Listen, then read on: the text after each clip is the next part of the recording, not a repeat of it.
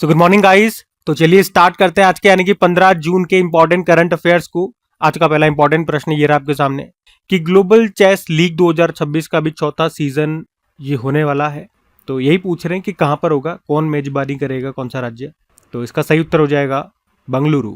तो global chess league 2026 की हम बात कर रहे हैं और ये जो ग्लोबल चेस लीग है ना, ये दुनिया की एक बड़ी टीम आधारित शतरंज प्रतियोगिता है जिसे टेक महिंद्रा और फिडे मिलकर के आयोजित करते हैं।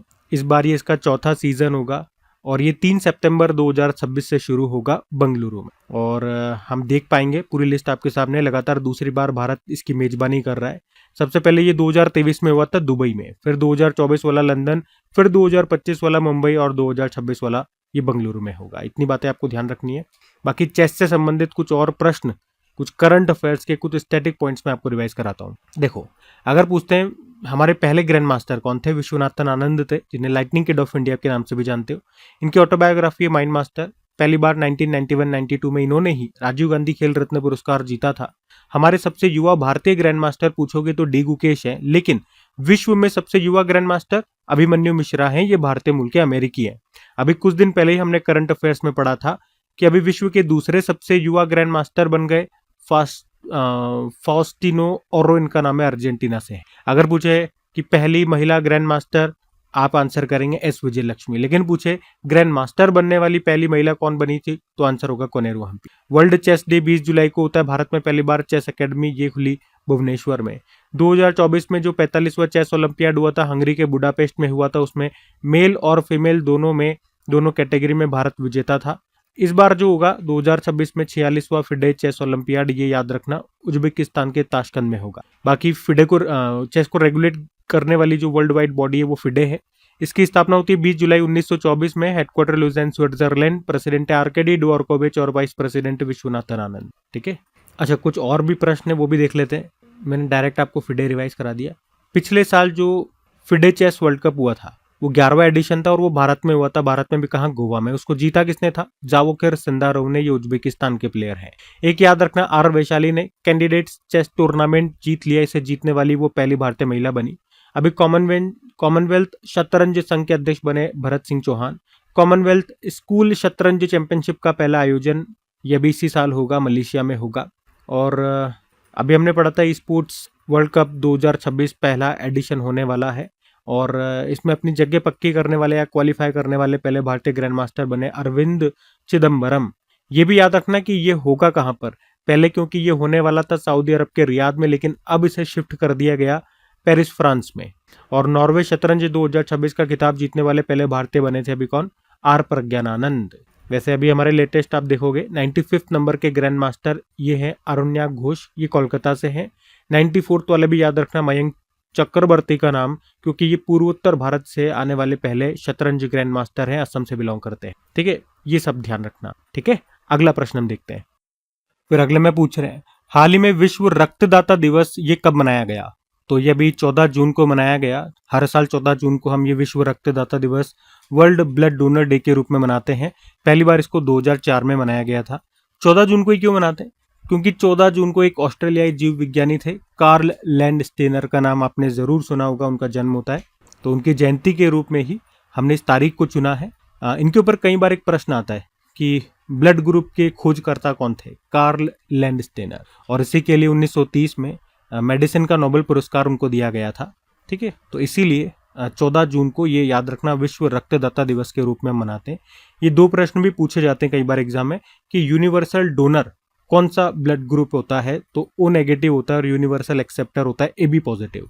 और इस बार के इस दिवस की थीम भी याद रखना, 1 drop of humanity give blood save lives, मानवता की एक बूंद रक्तदान करें जीवन बचाएं। अब मैं आपको डेज तो रिवाइज कराऊंगा इसे ही, लेकिन यहाँ पे रक्त से संबंधित कुछ प्रश्न मैं आपको करा रहा हूँ जो कई बार एग्जाम में रिपीट होते हैं। जैसे कि रक्त किस प्रकार का ऊतक है, संयोजी ऊतक है। रक्त के अध्ययन को स्टडी को कहते हैं हेमेटोलॉजी। रक्त का पीएच वैल्यू कितना होता है, 7.4 होता है। और कौन सा विटामिन रक्त का थक्का बनाने में, ब्लड क्लूट करने में सहायक होता है, विटामिन के। रक्त का थक्का जमाने वाला मुख्य प्रोटीन कौन सा है, फाइब्रिनोजन है। और रक्त दाब किस डिवाइस से मापते हैं, तो आंसर होगा फाइग्नोमेनोमीटर। और किसकी उपस्थिति के कारण रक्त शरीर के अंदर नहीं जमता। अब ये एक प्रश्न आपके लिए होमवर्क के लिए छोड़ा है इसका उत्तर आप लोग करेंगे। अगर नहीं आता तो गूगल करके करो ताकि आपको पता लगे इसका उत्तर क्या होगा। बाकी डे वाला प्रश्न है, मैं आपको जून के सारे डेज अभी तक जो हमने पढ़े वो रिवाइज कराऊंगा।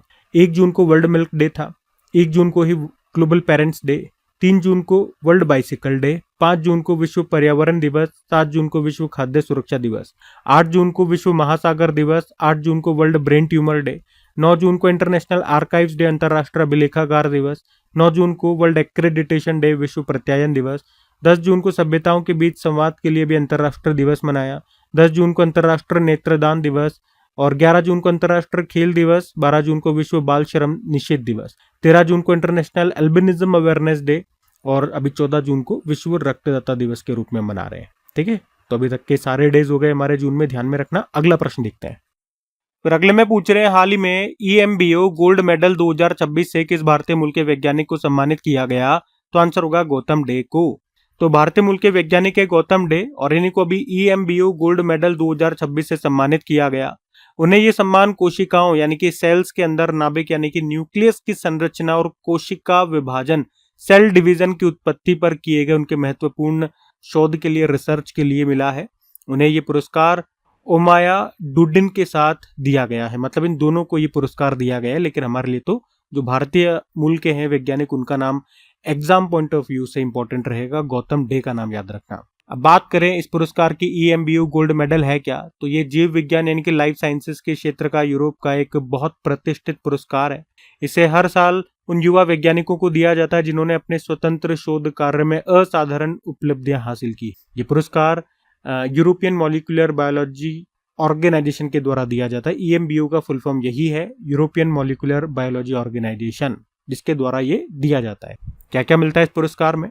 इसमें एक गोल्ड मेडल दिया जाता है, उसके अलावा 10,000 यूरो की स्कॉलरशिप यानी कि 9 से 10 लाख रुपए की स्कॉलरशिप दी जाती है। गौतम डे की बात करें, भारतीय मूल के वैज्ञानिक हैं, वे इस वक्त यूरोपियन मॉलिक्यूलर बायोलॉजी लेबोरेटरी जो जर्मनी में है वहाँ पे काम करते हैं। उन्हें नाभिकीय संगठन और कोशिका विभाजन की उत्पत्ति पर शोध के लिए ये सम्मान मिला है, ये आपको ध्यान रखना है।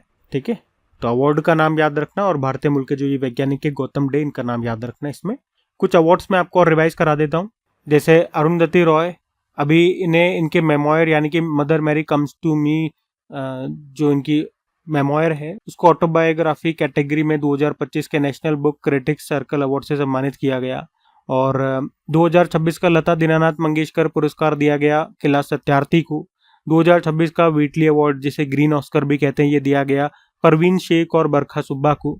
आंध्र प्रदेश के मुख्यमंत्री चंद्रबाबू नायडू जी, इनको business reformer of the year 2025 का पुरस्कार मिला। ब्रेक थ्रू प्राइज 2026 किस भारतीय को मिला? डॉक्टर रतानुनाथ, असम के हैं, और ये जो पुरस्कार है इसको ऑस्कर ऑफ साइंस भी कहा जाता है। ब्रिटिश संसद में ग्लोबल ग्रीन आइकॉन पुरस्कार से सम्मानित किया गया जे संतोष कुमार को।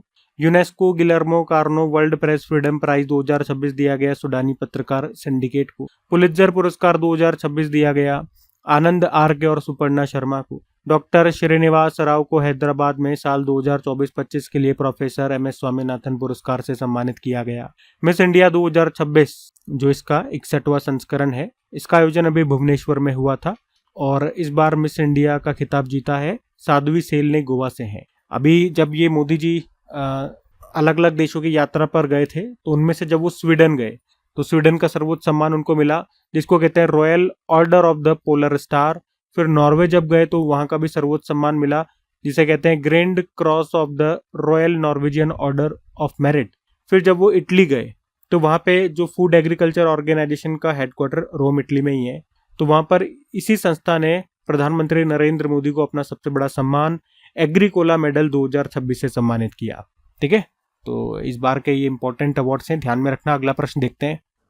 फिर अगले में पूछ रहे हैं, हाल ही में बेलाट्रिक्स एरोस्पेस, ये बंगलुरु के एक स्पेस स्टार्टअप कंपनी है, इसी ने अभी वेरी लो अर्थ ऑब्जर्वेटरी सैटेलाइट मिशन के लिए अभी किस देश की कंपनी है टेलीपिक्स, इसके साथ समझौता किया?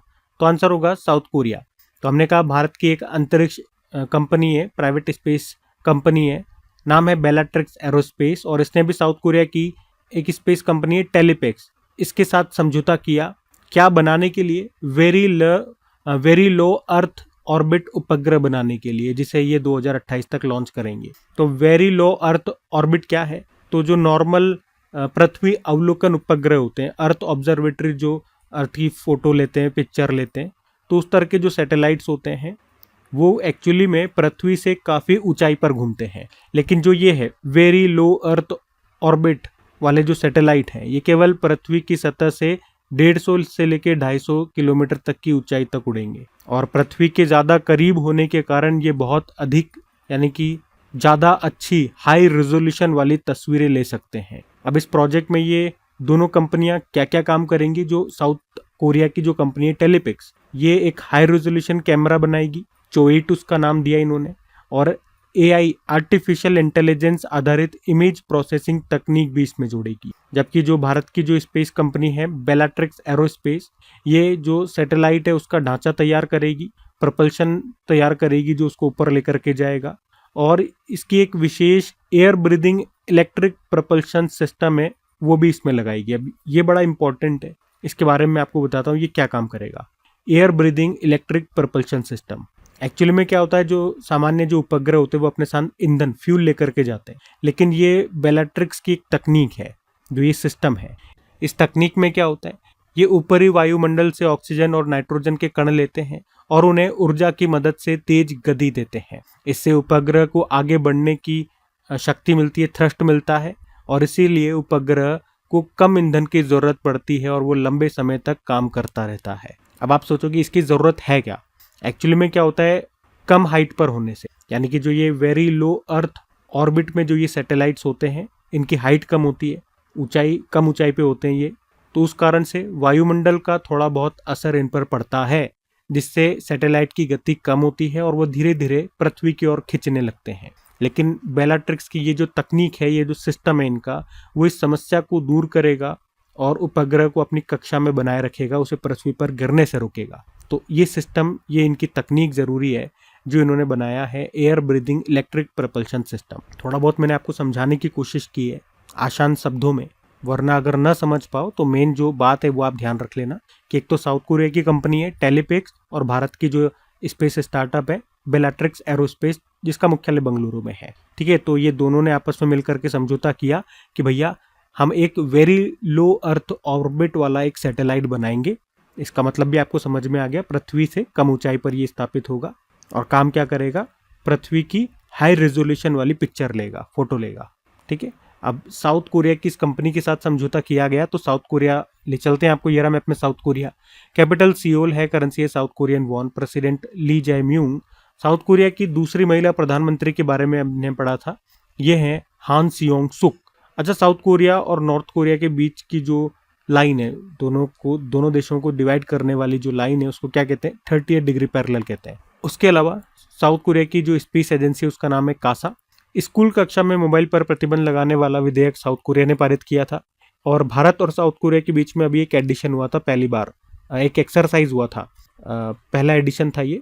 इस एक्सरसाइज का नाम है, इस एक्सरसाइज का इन रॉकिन एक्सरसाइज। ये एक नेवल एक्सरसाइज है, साउथ कोरिया में हुआ था, इसमें भारत की तरफ से INS सह्याद्री ने हिस्सा लिया था। साउथ कोरिया ने अमेरिका के राष्ट्रपति डोनाल्ड ट्रंप को भी अपना सर्वोच्च सम्मान दिया था, जिसे कहते हैं ग्रैंड ऑर्डर ऑफ मुंगुंगवा। यहाँ के पूर्व राष्ट्रपति यून सुक येओल को उम्र कैद की सजा सुनाई गई है। और संयुक्त राष्ट्र ने म्यांमार में एक क्लीन कुकिंग प्रोजेक्ट को मंजूरी दे दी है, जो कि पेरिस समझौते के तहत कार्बन क्रेडिट पाने वाली दुनिया की पहली परियोजना बन गई है। और अभी साउथ कोरिया में पहली बार एक रोबोट को बौद्ध भिक्षु यानी कि मॉन्क की तरह दीक्षा दी गई। उस रोबोट का नाम है गाबी। पिछले साल आपको याद होगा वर्ल्ड आर्चरी चैंपियनशिप हुआ था, साउथ कोरिया में ही हुआ था। भारत ने उसमें 2 मेडल जीते थे, और मेडल टैली में देखोगे तो भारत फ्रांस के साथ चौथे स्थान पर रहा था। उसके अलावा अभी हमने पढ़ा था कि भारत का पहला मेगा ग्रीनफील्ड शिपयार्ड ये बनेगा तमिलनाडु के तुतुकुड़ी में। भारत और साउथ कोरिया मिलकर के इसको बनाएंगे, और साउथ कोरिया के इमजिगांग पार्क में एक भारतीय युद्ध स्मारक भी बनाया गया है। हमारे रक्षा मंत्री जी ने ही इसका उद्घाटन किया था। ठीक है, तो ये सारी बातें ध्यान में रखना। अगला प्रश्न हम देखते हैं।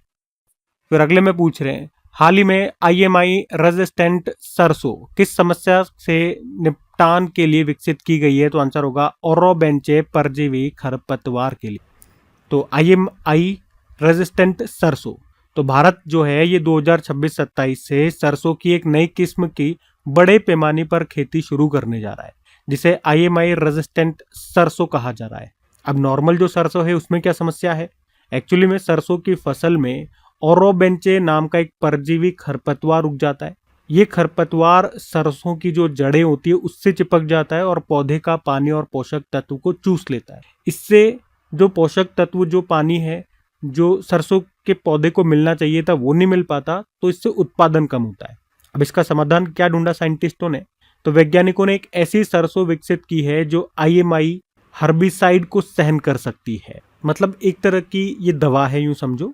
तो जब किसान खेत में ये IMI हर्बिसाइड का छिड़काव करेंगे तो उससे जो खरपतवार होगा वो तो मर जाएगा, लेकिन जो सरसों की फसल होगी वो सुरक्षित रहेगी। अब आप कहोगे कि ये कैसे हो सकता है, छिड़काव तो खरपतवार पे भी जाएगा और सरसों के पौधे पे भी जाएगा, तो खत्म होंगे तो दोनों ही खत्म होंगे। तो इसका कारण इन्होंने बताया है कि भाई ये कैसे काम करता है। एक्चुअली में जो पौधा होता है ना, उसमें एसिटोलैक्टेट सिंथेज नाम का एक एंजाइम होता है जो पौधे की वृद्धि के लिए जरूरी होता है। अब जब आप IMI हर्बिसाइड को सामान्य पौधे में डालते हैं तो वो उस पौधे के इस ALS, जिसे आपने बोला एसिटोलैक्टेट सिंथेज, इसको रोक देता है। मतलब उसकी वृद्धि को रोक देता है, यूं समझो। और जब उसकी वृद्धि रुक जाएगी तो पौधा मर जाता है। तो वैज्ञानिकों ने क्या किया, ये जो नई सरसों का इन्होंने डेवलपमेंट किया है उसमें ALS एंजाइम में एक छोटा सा प्राकृतिक बदलाव यानी कि म्यूटेशन किया। उसमें क्या होगा, मतलब इससे क्या होगा, इस बदलाव से क्या होगा, तो जब आप उस पौधे पर ये जो IMI हर्बिसाइड डालोगे तो पौधे के ALS से ये चिपक नहीं पाता है। तो उस कारण से जो सरसों का पौधा होगा वो तो बच जाएगा, लेकिन जो खरपतवार होगी वो नष्ट हो जाएगी। थोड़ा सा डिटेल में मैंने आपको समझाने की कोशिश की है, लेकिन आप यूं समझो कि हमें खरपतवार को हटाना है, सरसों के पौधे को बचाना है, वरना वो खरपतवार उस सरसों के पौधे को खा जा रही है। ठीक है, तो वैज्ञानिकों ने एक नया सरसों का पौधा बनाया है जिसे नाम दिया IMI रेजिस्टेंट सरसों। मतलब IMI जब आप इसमें डालेंगे, ये जो दवा है यूं समझो IMI हर्बिसाइड, तो उसको रेजिस्ट करेगा ये सरसों का पौधा, उसे रोकेगा, उसके ऊपर इफेक्ट नहीं डालने देगा। और क्यों नहीं डालने देगा वो मैंने यहाँ पे आपको समझाने की कोशिश की है। क्योंकि पौधों की वृद्धि के लिए जो जरूरी होता है ALS, मैं शॉर्ट में बोल रहा हूँ ALS, उसमें वैज्ञानिकों ने एक छोटा सा प्राकृतिक बदलाव कर दिया, म्यूटेशन कर दिया उसके कारण। तो बात आपको समझ में आ गई? ठीक है, तो ये ध्यान में रखना, मैंने ये प्रश्न आपको 2 बार एक्सप्लेन कर दिया। ठीक है, अभी हम अगला प्रश्न देखते हैं। फिर अगले में पूछ रहे हैं, अभी हाल ही में सृष्टि किरण ने ग्लोबल अंडर 13 रैंकिंग में शीर्ष स्थान हासिल किया है। इनका संबंध किस खेल से है? तो आंसर होगा टेनिस से। तो बंगलुरु की है, कर्नाटक की है सृष्टि किरण। इन्होंने अभी इंटरनेशनल टेनिस फेडरेशन जूनियर विश्व रैंकिंग में अंडर 13 कैटेगरी में दुनिया में नंबर 1 रैंकिंग हासिल की है। अभी उन्होंने लगातार 5 ITF जूनियर खिताब जीते और अभी लेटेस्ट जो ग्वाटेमाला में जो ITF world tennis tour junior यानी कि J100 टूर्नामेंट हुआ था उसमें ये रनर अप रही, उपविजेता रही। और उसके बाद जब ये रैंकिंग आई ITF जूनियर विश्व रैंकिंग की अंडर 13 कैटेगरी में, तो इन्होंने पहला स्थान प्राप्त किया है। इंटरनेशनल टेनिस फेडरेशन की बात करें जिसकी स्थापना होती है 1913 में, ये दुनिया में टेनिस या जो भी टेनिस से संबंधित जो भी कंपटीशन होते हैं उनकी सबसे बड़ी शासी निकाय है, उनको रेगुलेट करने वाली बॉडी है। टेनिस में होने वाले जो भी खेल होते हैं उनका संचालन करती है ये। अच्छा, टेनिस से आपको याद रखना है, टेनिस में सबसे बड़ा जो गेम होता है वो ग्रैंड स्लैम होता है। साल में 4 ग्रैंड स्लैम होते हैं। कौन कौन से? Australian open, French open, Wimbledon open और US ओपन। कई बार एग्जामिनर पूछता है कौन सा किस कोर्ट पे खेला जाता है, तो ऑस्ट्रेलियन ओपन और US ओपन तो होता है हार्ड कोर्ट पे, फ्रेंच ओपन क्ले कोर्ट पे होता है, विंबलडन ओपन ये सबसे पुराना वाला ग्रैंड स्लैम है, ये होता है ग्रास कोर्ट पे। अभी तक 2 हो चुके हैं, ऑस्ट्रेलियन ओपन, फ्रेंच ओपन, दोनों को रिवाइज कर लो आप। जैसे ऑस्ट्रेलियन ओपन में बात करेंगे तो मेन सिंगल जीता कार्लोस अल्काराज ने, स्पेन से हैं। वुमेन सिंगल जीता एलिना रबाकिना ने, कजाकिस्तान से हैं। फ्रेंच ओपन मेन सिंगल जीता अलेक्जेंडर ज्वेरेव ने, जर्मनी से हैं। और वुमेन सिंगल जीता मीरा एंड्रीवा ने, ये रशिया की टेनिस प्लेयर है। ठीक है, इतना आप जरूर ध्यान में रखना। अगला प्रश्न देखते हैं। फिर अगले में पूछ रहे हैं, हाल ही में अडानी पोर्ट्स को किस देश के LNG एक्सपोर्ट प्रोजेक्ट के लिए 70 मिलियन अमेरिकी डॉलर का मरीन सर्विसेज कॉन्ट्रैक्ट मिला है? तो आंसर होगा अर्जेंटीना। तो अडानी ग्रुप की company Adani ports and special economic zone, इसको अर्जेंटीना के पहले LNG लिक्विफाइड नेचुरल गैस निर्यात प्रोजेक्ट के लिए 10 साल का मरीन सर्विस कॉन्ट्रैक्ट मिला है। LNG मतलब लिक्विफाइड नेचुरल गैस, मतलब प्राकृतिक गैस को बहुत ठंडा करके तरल लिक्विड फॉर्म में बदल दिया जाता है ताकि उसे जहाजों से आसानी से दूसरे देशों तक भेजा जा सके। ये तो हो गई LNG की बात। अब इसे अडानी को ये जो प्रोजेक्ट मिला है इसमें करेगा क्या ये हम बात करते हैं। एक्चुअली में ये जो Adani ports and special economic zone है, इसको यहाँ पे समुद्री सेवाएं सौंपी गई है, जैसे कि टग बोट संचालन का ये काम करेगा। मतलब बड़े जहाज जब आएंगे अर्जेंटीना के पोर्ट पे तो उन बड़े जहाजों को बंदरगाह तक लाने ले जाने में ये मदद करेगा। ऑफशोर लॉजिस्टिक, समुद्र में आवश्यक सामान पहुंचाना होगा, कोई उपकरण पहुंचाना होगा तो ये काम करेगा। क्रू का ट्रांसफर करना होगा, कर्मचारियों को जहाजों तक और समुद्री प्लेटफॉर्म तक पहुंचाना होगा तो ये काम करेगा। तो मतलब ये इसका काम रहेगा। और इसने इस प्रोजेक्ट को पाने के लिए किसके साथ समझौता किया या साझेदारी में इनको ये प्रोजेक्ट मिला है, ये भी आप देख लो। तो अडानी की जो सहायक कंपनी अडानी हार्बर इंटरनेशनल, इसने यहाँ पे अर्जेंटीना की मेरिडियन ग्रुप के साथ मिलकर के ये प्रोजेक्ट हासिल किया है। और इस डील की कीमत कितनी है, मैंने आपको क्वेश्चन में भी बताया, $70 मिलियन। रुपये में देखोगे तो लगभग 665 करोड़ रुपए के आसपास है। और 10 सालों के लिए इनको ये प्रोजेक्ट मिला है, जिसका संचालन अभी शुरू हो जाएगा सितंबर 2027 से। बाकी अर्जेंटीना की बात हो रही है तो ले चलते हैं आपको अर्जेंटीना। साउथ अमेरिकी कॉन्टिनेंट का ये सबसे निचला वाला देश आप देख सकते हो, ये अर्जेंटीना है। इसके पास होता है चिली। कैपिटल इसकी क्या होती है, ब्यूनस आयर्स है। करेंसी है पीसो। प्रेसिडेंट जेवियर मिले। पंपास घास के मैदान आपको अर्जेंटीना में मिलेंगे। माउंट एकांगुआ ये अर्जेंटीना में स्थित है, या आप यूं कह सकते हो दक्षिण अमेरिका की सबसे ऊंची पर्वत चोटी है, जो कि एंडीज पर्वत श्रृंखला का हिस्सा है। आपको याद होगा WHO से अलग हो गया, वर्ल्ड हेल्थ ऑर्गेनाइजेशन से अलग हो गया अर्जेंटीना। अच्छा, ये ग्लेशियर भी न्यूज में था, पेरेतो मोरेनो ग्लेशियर। ये किस देश में स्थित है, जिसका एक विशाल बर्फ का खंड टूट गया था, अर्जेंटीना में है। और पीएम मोदी को किस देश में की टू द सिटी पुरस्कार से सम्मानित किया गया, तो भी आंसर होगा Argentina. Pan America hockey cup 2025 ये हुआ था उरुग्वे में, उरुग्वे के मोंटेविडियो में। उसमें मेंस और वुमेन्स कैटेगरी दोनों में अर्जेंटीना विजेता रहा था। और अभी दुनिया के दूसरे सबसे युवा शतरंज ग्रैंड मास्टर बने थे फुस्टिनो ओरो, ये अर्जेंटीना से है। ठीक है, तो इतनी बातें ध्यान में रखना। अगला प्रश्न देखते हैं।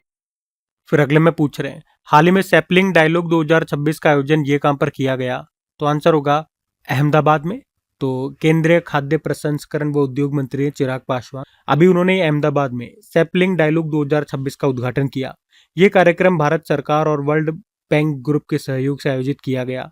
उद्देश्य था दक्षिण एशिया में कृषि और खाद्य प्रसंस्करण फूड प्रोसेसिंग को मजबूत बनाना। सैपलिंग का क्या मतलब हो गया, south Asian policy leadership for improved nutrition and growth.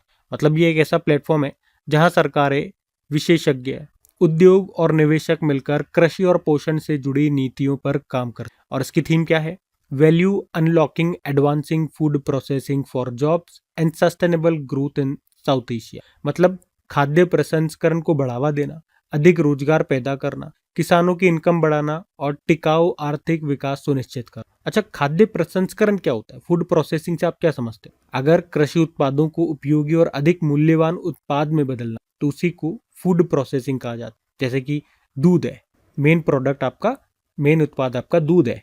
अब उस दूध को आप प्रोसेस्ड करके पनीर बना लो, दही बना लो, मक्खन बना लो। तो ये जो प्रोसेसिंग का तरीका है, या ये भी जो प्रोसेस आप कर रहे हो, यही कहलाता है फूड प्रोसेस। आम का आपने जूस बना लिया, अचार बना लिया, गेहूं का आटा बना लिया, बिस्किट बना लिया। ठीक है, तो इस प्रक्रिया को खाद्य प्रसंस्करण। अब समिट से संबंधित ये प्रश्न है, कुछ इंपॉर्टेंट समिट्स में आपको रिवाइज कर रहा हूँ। एक हमने पढ़ा था जैव विविधता से संबंधित जो सम्मेलन है COP 17, ये भी 2026 में होगा आर्मेनिया के येरेवन में।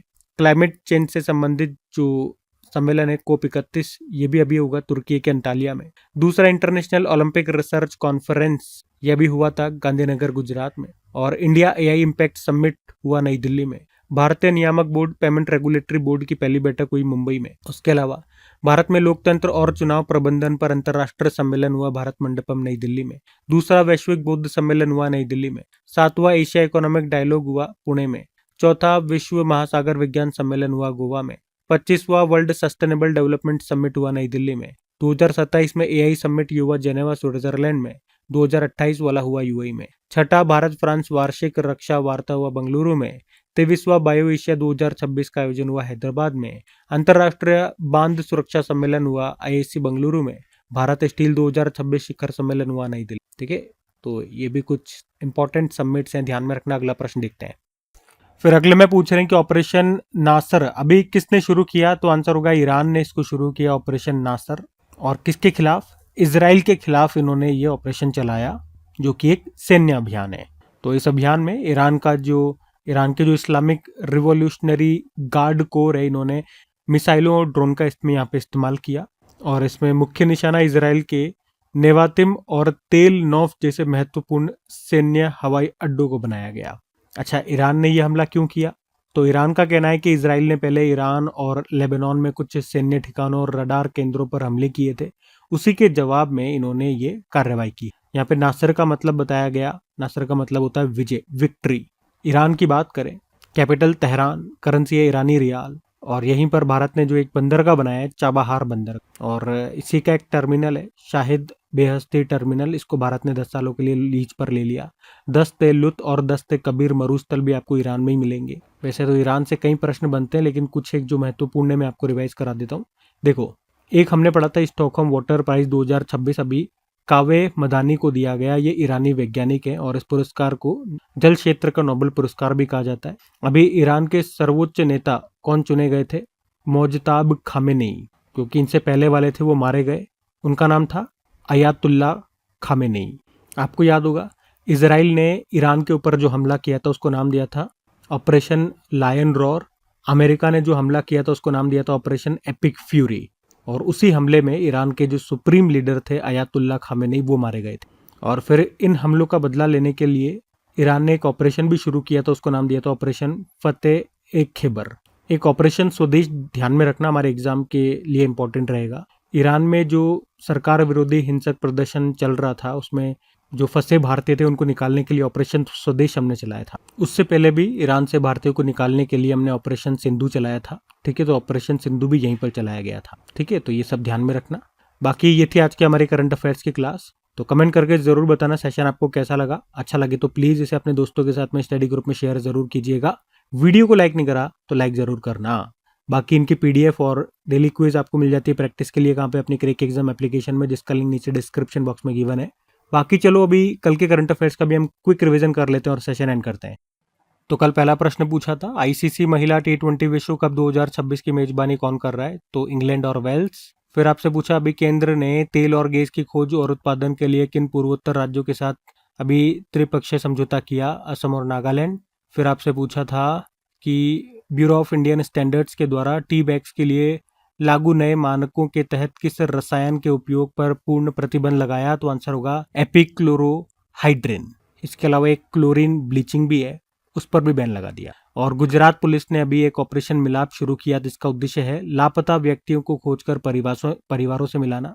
फिर पढ़ा था न्यूजीलैंड के एक क्रिकेटर है, उन्होंने अंतर्राष्ट्रीय क्रिकेट से संन्यास ले लिया और वे न्यूजीलैंड के लिए अंतर्राष्ट्रीय क्रिकेट में सबसे अधिक रन बनाने वाले खिलाड़ी भी हैं। उनका नाम है केन विलियमसन। फिर पूछा अंतर्राष्ट्रीय एल्बिनिज्म जागरूकता दिवस यह मनाया गया 13 जून को।